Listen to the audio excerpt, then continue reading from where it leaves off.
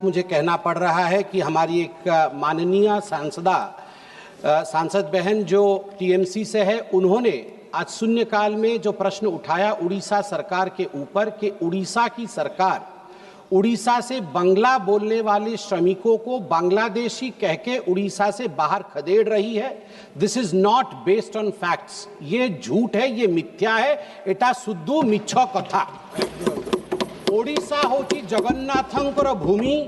अंग बंग कलिंग। ओडिशा अनादि काल से सभी राज्यों को साथ में लेकर चलती है। बंगला बोलने वाले हमारे बंधु हैं और जो बंगाली बोलते हैं, महाप्रभु जगन्नाथ जी उनके भी इष्ट देव हैं, हम उनको बहुत मानते हैं। मगर एक बात मैं यहाँ स्पष्ट कर देना चाहूँगा, जहाँ सभी भाषा भाषी लोगों के लिए ओडिशा और ओडिशा अस्मिता के हृदय में स्थान है, वही ओडिशा के सरकार में और ओडिशा के किसी भी विधायक और सांसद के हृदय में घुसपैठियों के लिए, बांग्लादेशियों के लिए और रोहिंग्यान को ओडिशा में स्थान मिले, इसके लिए कोई स्थान नहीं है। यहाँ देश का संविधान सबसे ऊंचा है।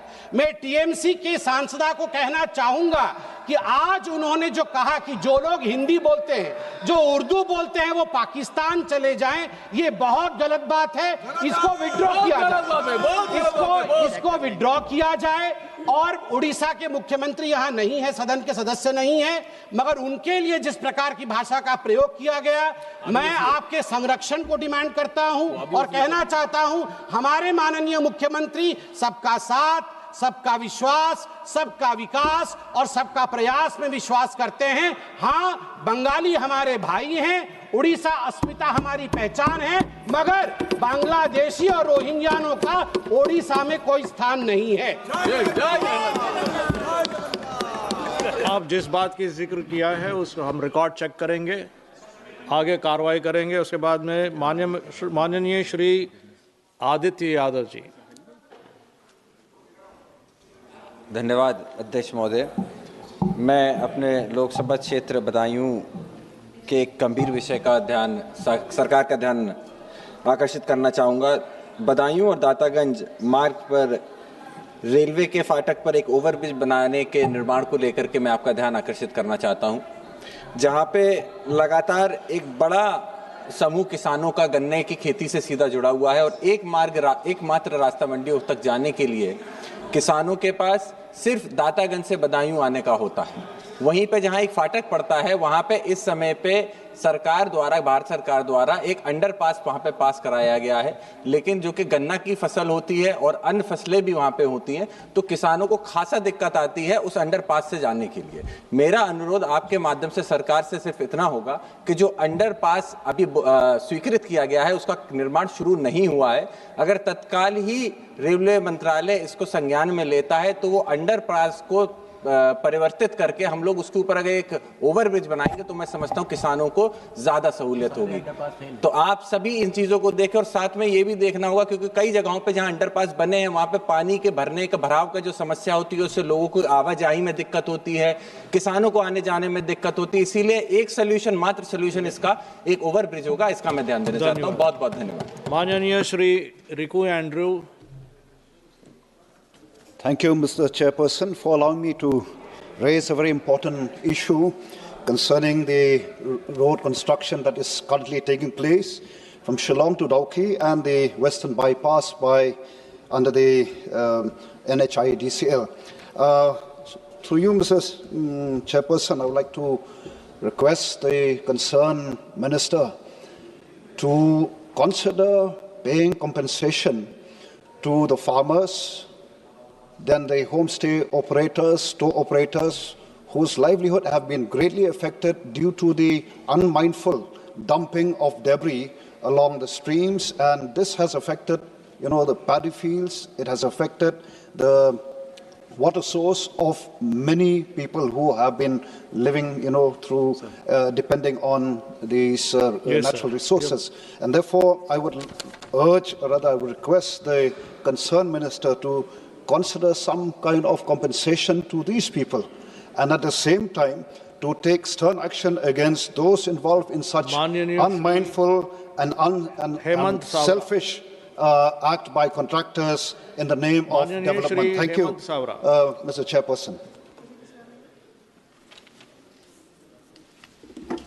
धन्यवाद माननीय सभापति महोदय। मैं चर्चगेट विरार डहाणू-खंड पर 15 कोच लोकल सेवाओं को शीघ्रतम प्रारंभ करने की मांग करता हूं।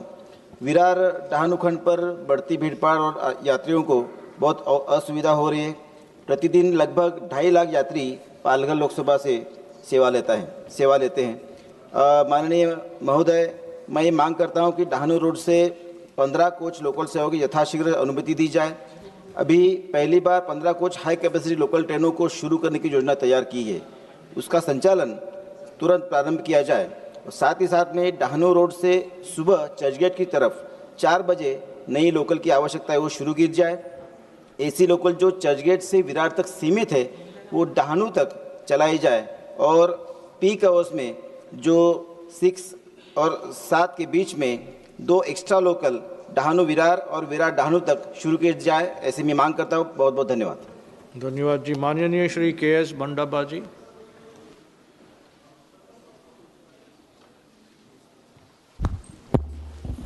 थैंक यू सभापति जी। मैं महाराष्ट्र सरकार की गंभीर लापरवाही को लेकर अत्यंत महत्वपूर्ण मुद्दा इस सदन के समक्ष रखना चाहता हूं। महोदय, महाराष्ट्र पशु एवं मत्स्य विज्ञान विश्वविद्यालय के अधीन पशु चिकित्सा और दुग्ध प्रौद्योगिकी महाविद्यालयों में लगभग 60% पद खाली पड़े हैं। प्रोफेसर के तो उससे ज़्यादा खाली हैं। यह किसी एक विभाग का नहीं बल्कि पूरे पशुपालन क्षेत्र की तबाही का संकेत है।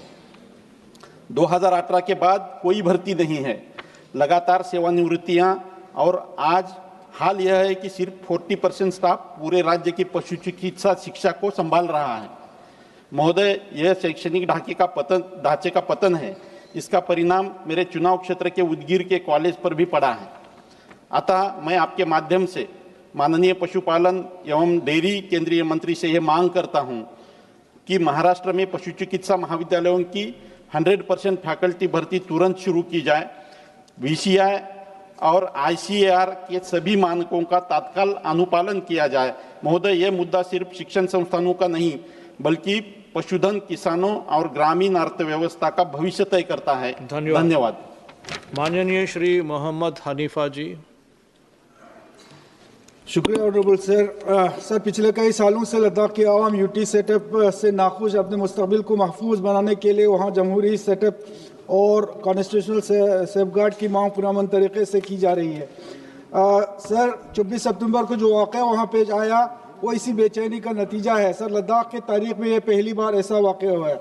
बदकिस्मती से लद्दाख के आवाम को इस वाक़े के लिए बैरूनी अनासिर से जोड़ने की कोशिश की गई। हालांकि लद्दाख के लोग हमेशा से अमन पसंद और पुरखलूस समझे जाते हैं।